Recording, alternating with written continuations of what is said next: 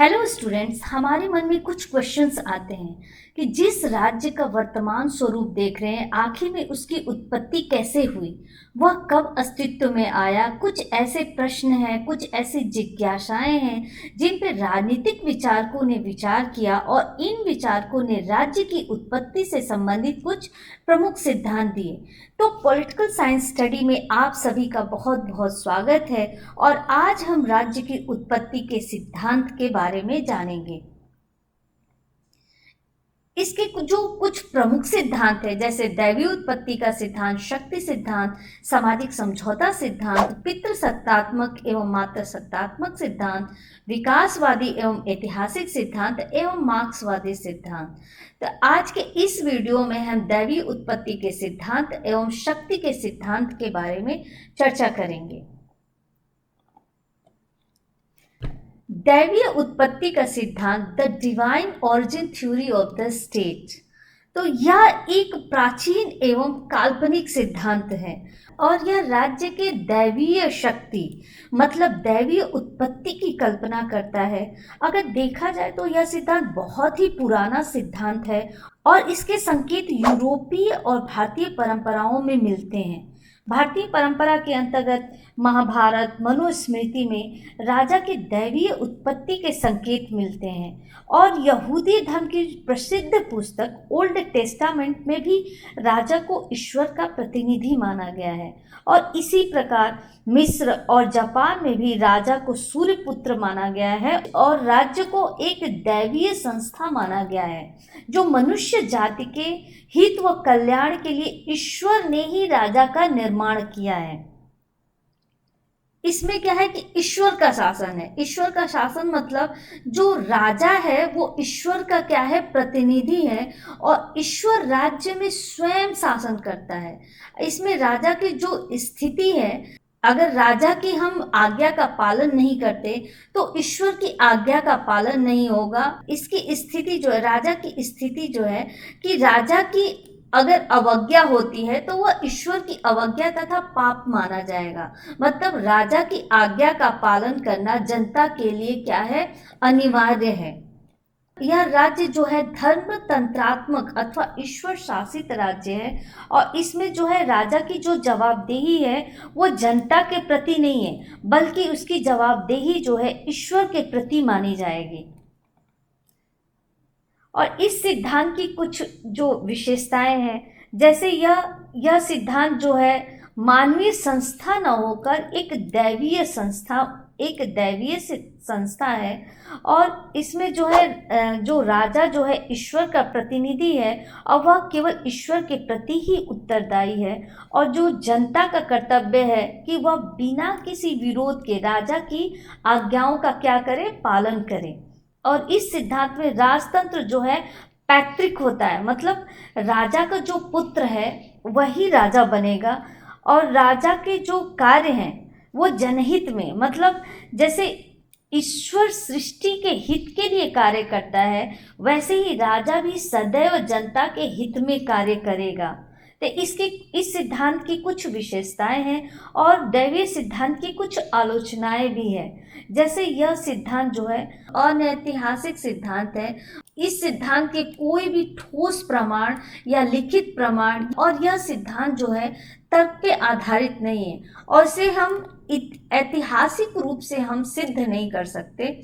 और यह जो सिद्धांत है वो राजनीतिक न होकर एक धार्मिक विषय है और जिसका प्रतिपादन जो है धर्माचार्यों ने अपने हित में किया है। और यह जो इसकी एक आलोचना की जाती है कि यह रूढ़वादी सिद्धांत है। मतलब रूढ़वादी सिद्धांत मतलब इसमें कोई भी परिवर्तन नहीं किया जा सकता और जनता इसमें कोई भी परिवर्तन नहीं कर सकती और यह सिद्धांत जो है जनता के अधिकारों की बात नहीं करता। और आधुनिक राज्यों पर जो है दैवीय सिद्धांत लागू नहीं किया जा सकता। जैसे जो आधुनिक राज्य है वो जनता अपने शासनाध्यक्ष को निर्वाचित करती है, तो ये जो सिद्धांत है वो आधुनिक राज्यों पर लागू नहीं किया जा सकता और यह एक अवैज्ञानिक सिद्धांत है। डार्विन ने कहा कि संसार की कोई भी वस्तु ईश्वर की कृति नहीं बल्कि यह ऐतिहासिक विकास का परिणाम है।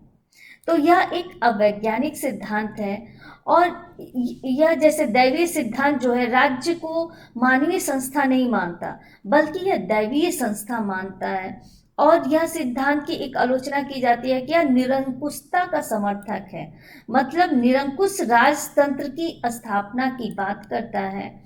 और इस सिद्धांत की धार्मिक एवं नास्तिक दृष्टिकोण से भी आलोचना की जाती है। तो इस सिद्धांत की कुछ आलोचनाएं हैं।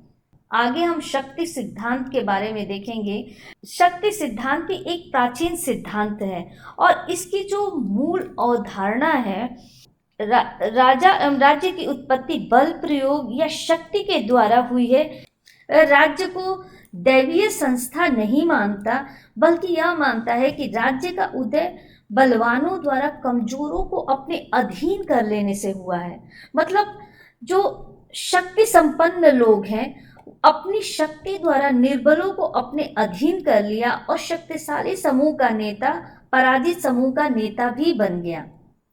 इसके जो प्रमुख समर्थक हैं, Leacock, Jacques, Voltaire, मार्गेंथू, Oppenheimer, Nietzsche आदि विचारकों ने शक्ति सिद्धांत का जो है समर्थन किया है। लिकॉक ने शक्ति सिद्धांत के बारे में कहा है कि शासन मानवीय अशांति का परिणाम है। मतलब इसका ये मतलब होगा कि राज्य किसी प्यार, समझौते या ईश्वर की कृपा से नहीं बना, बल्कि इसका जन्म अशांति, युद्ध और ताकत के प्रयोग से हुआ है। और राज्य का उद्गम मनुष्य द्वारा मनुष्यों को बंदी और दास बनाने से है। मतलब बलवान मनुष्यों ने कमजोरों को गुलाम और बंदी बनाकर उन पर नियंत्रण स्थापित किया है। वैसे ही जैक्स का कहना है कि ऐतिहासिक दृष्टि से यह सिद्ध करना तनिक भी कठिन नहीं है कि आधुनिक राजनीतिक समाजों की उत्पत्ति सफल युद्ध में निहित है। इसका मतलब यह है कि हम इतिहास उठाकर देखें तो आज के जितने भी बड़े एवं संगठित देश हैं, उनका जन्म युद्ध जीतने और दूसरों को हराने से हुआ है। और इसे हम इतिहास में आसानी से साबित कर सकते हैं। जैसे इतिहास में ब्रिटेन, फ्रांस या भारत में महान साम्राज्यों का निर्माण लगातार सफल युद्धों और विजयों के माध्यम से हुआ है। इस सिद्धांत के बारे में वोल्टेयर कहते हैं कि पहला राजा कोई भाग्यशाली योद्धा था, बलवानों ने कमजोरों को अपना दास बना लिया।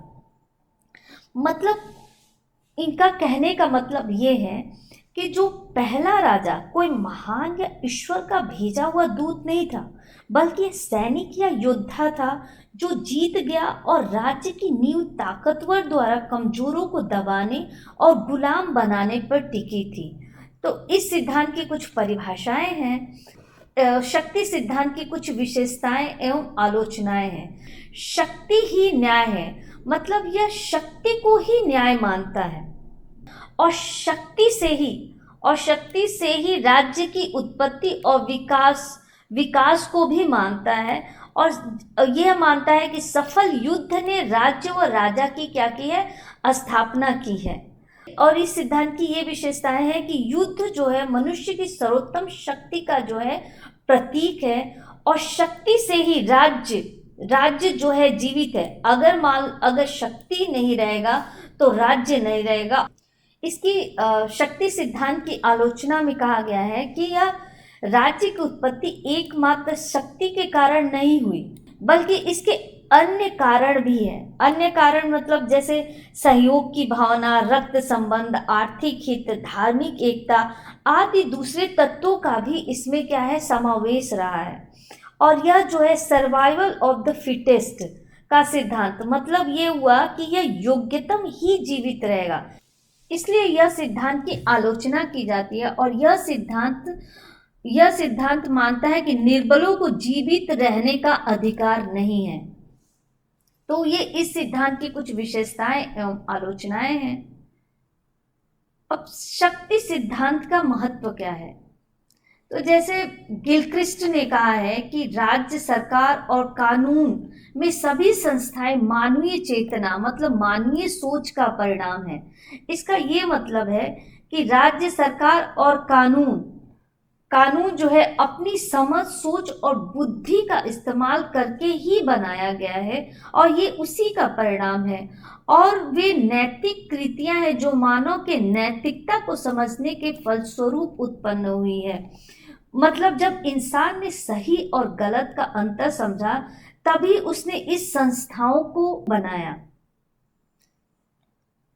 अब राज्य की उत्पत्ति में शक्ति का जो योगदान है उसको हम क्या कर सकते हैं, नकार नहीं सकते, क्योंकि राज्य की उत्पत्ति व विकास में शक्ति का योगदान अवश्य ही रहा है। शक्ति के प्रयोग की आवश्यकता मतलब नागरिकों के आज्ञा पालन कराने व बाहरी आक्रमणों से सुरक्षा के लिए बहुत जरूरी है, और बिना शक्ति के राज्य की उत्पत्ति को हम नकार नहीं सकते।